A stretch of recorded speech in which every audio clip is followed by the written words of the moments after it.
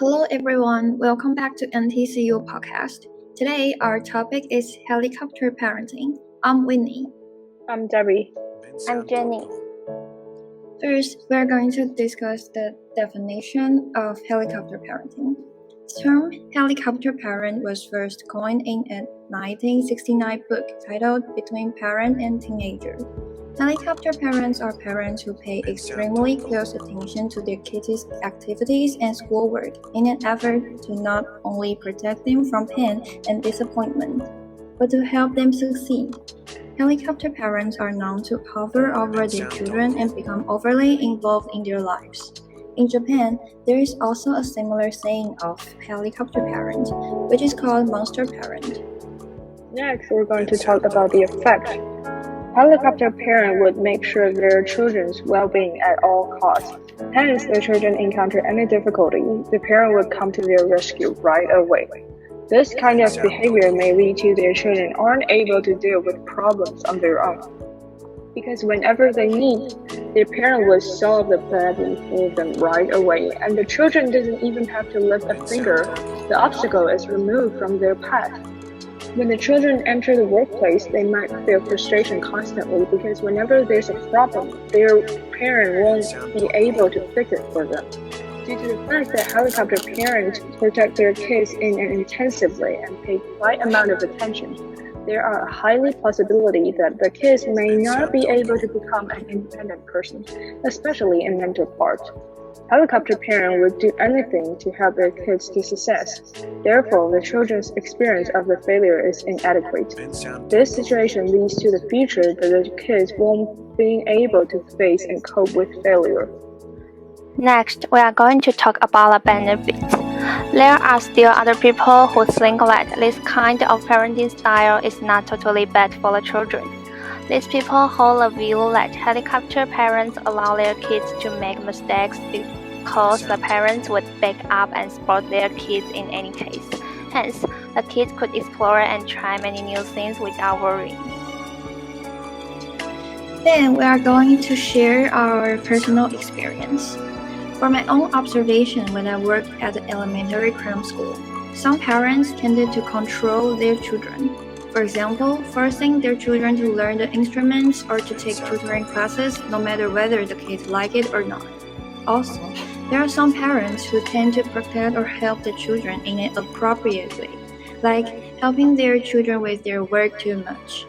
Whenever the kids encounter difficulties, they often cry for help instead of dealing with them on their own. Those kids usually don't know how to solve the problems. The only thing they know is to throw the problems to others. If I ask them to try to solve them out, they often give me a number of excuses to avoid this. This is nonsense and ridiculous. They were spoiled because their parents would always rescue them under any situation. They rely on their mom and dad, and thus their parents who solve the problems for them and skip the important process of dealing problems. Perhaps parents can help their children when they are still at a young age. But what if the children grow up and face other much more difficult problems? No other people could rescue them except for their own.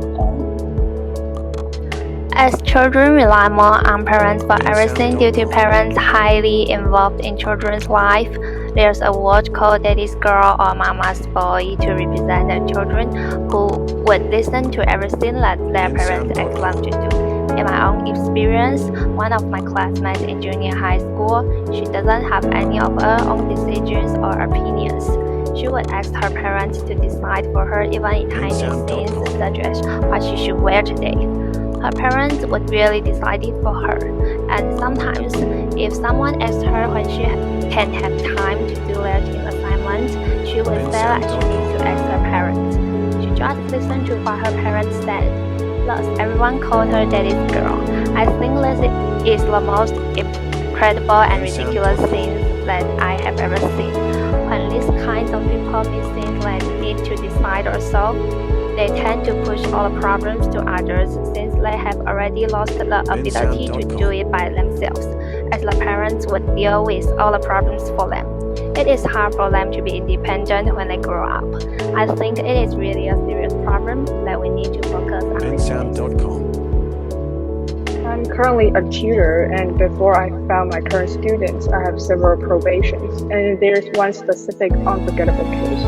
The mother wanted to find a college student to accompany her son while he's studying. The mother mentioned that her son needs a tutor twice a week, 1 hour each time. While we talked, the mother told me that the student I would be accompanying is a 10-year-old boy.